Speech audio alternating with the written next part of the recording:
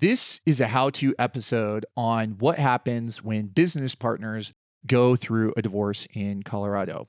As many listeners know, we have a divorce story involving Eric and Melanie Wolf.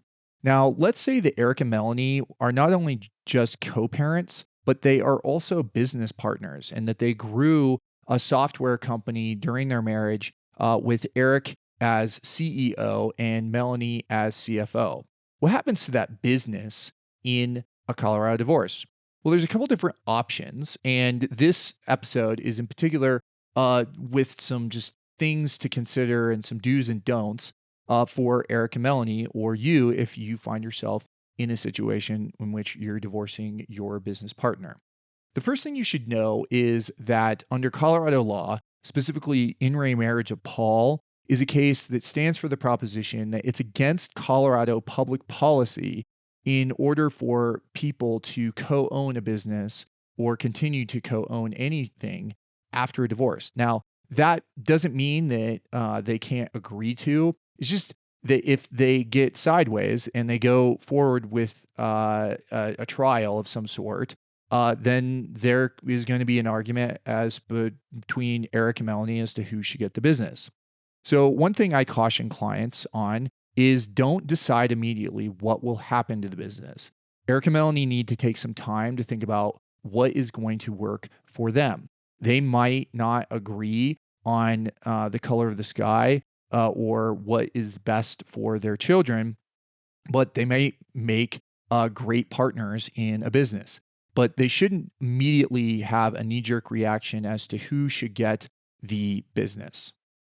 What other tips are Eric and Melanie going to consider or should take into consideration when going through a divorce?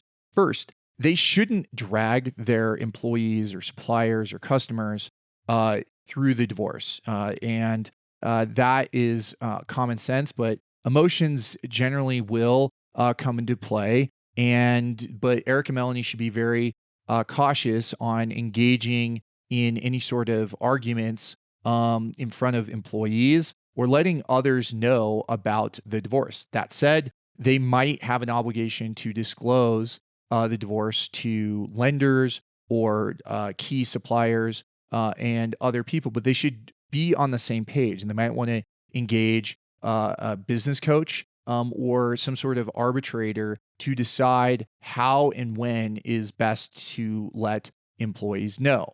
Another thing that Eric and Melanie need to be cautious of is if there is some sort of affair. It is not uncommon for there to be an affair, especially with some sort of employee. And if Eric is having an affair with his personal assistant, Melanie is going to be tempted to bring that to the attention of everyone in the business.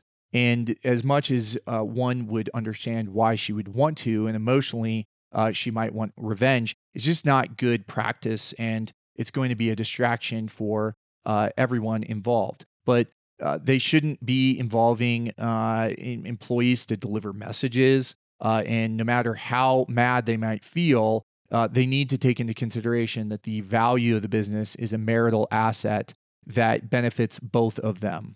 Another thing to keep in mind is that even if the operation agreement or bylaws say that Eric can make unilateral decisions, or even if he's made unilateral decisions in the past, once you get into the divorce context, Eric should loop in Melanie on key business decisions when he otherwise may not have. And that's just to make sure that we keep transparency, and it's going to make things a lot easier for everyone. Both Eric and Melanie really need to focus on the business. They need to set aside the divorce discussions and other things, especially with children, for some other time and place. But they really need to focus on their business. It's a distraction, and they need to double down and make sure that they're doing everything possible to maximize the business. Another word of caution is that Eric and Melanie, or one of them, might be tempted to run down the business because they think that there's somehow going to be an advantage. But they need to keep in mind that it is not in their interest, and it could come back to seriously haunt them in the event that there is a claim of dissipation. and that if you had divorce flu, then it could really work against you in the divorce. But Eric and Melanie really do need to keep careful business records. They need to understand what is going on in the business and work together. And they need to, as I said before, loop in an accountant.